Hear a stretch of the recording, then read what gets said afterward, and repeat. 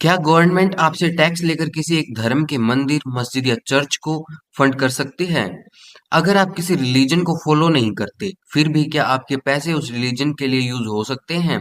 Hello दोस्तों, मैं हूं मोहित स्वामी और आप सभी देख रहे हैं एम एस लीगल स्टडी। आज हम बात करेंगे आर्टिकल 27 की, जो कहता है कि स्टेट किसी भी पार्टिकुलर रिलीजन को प्रमोट करने के लिए टैक्सेस नहीं ले सकती। तो चलो अब हम जानते हैं आर्टिकल 27 को। आर्टिकल 27 बोलता है किसी भी सिटीजन को ऐसा टैक्स देने के लिए फोर्स नहीं किया जा सकता जिसका यूज किसी एक रिलीजन को प्रमोट या मेंटेन करने के लिए हो। गवर्नमेंट रिलीजियस न्यूट्रलिटी के साथ साथ फ्रीडम ऑफ रिलीजन को मेंटेन करता है।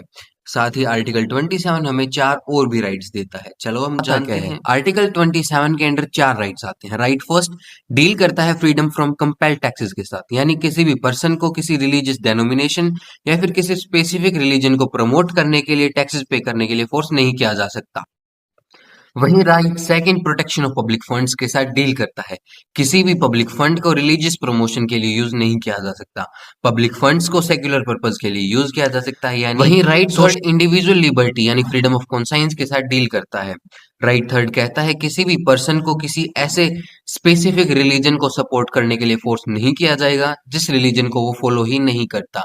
इसी के साथ अगर हम बात करें राइट फोर की, जो कि डील करता है प्रोहिबिशन ऑफ स्पेसिफिक टैक्सेशन के साथ, यानी स्टेट किसी भी ऐसे टैक्स को इम्पोज नहीं कर सकता जो किसी स्पेसिफिक रिलीजन को मेंटेन या फिर प्रोमोट करने के लिए यूज होता हो। आर्टिकल 27 को और भी इंटरेस्टिंग बनाने के लिए हम समझते हैं इससे रिलेटेड इंपॉर्टेंट केस लॉज को। Mahant Ram Swaroop Das ji versus state of Rajasthan 1959 के इस केस में सुप्रीम कोर्ट ने कहा कि आर्टिकल 27 तभी वोलेट होता है जब गवर्नमेंट कोई ऐसा टैक्स लगाए जो डायरेक्ट किसी एक रिलीजन को प्रमोट या मेंटेन करने के लिए यूज होता हो।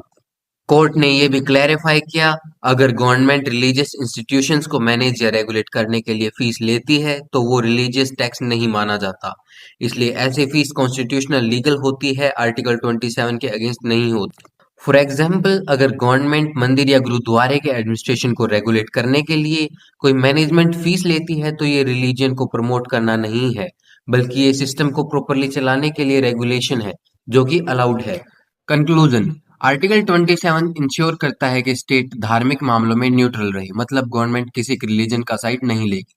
सिटीजन को फोर्स नहीं किया जा सकता कि वो टैक्स के थ्रू किसी पार्टिकुलर रिलीजन को फंड करे।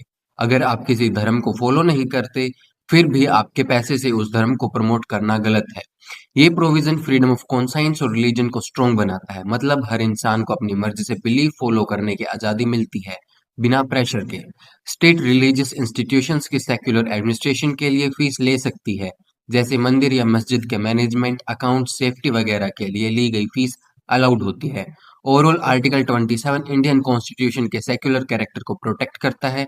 इससे इंडिया एक न्यूट्रल, फेयर और सभी रिलीजियंस के लिए इक्वल देश बना रहता है।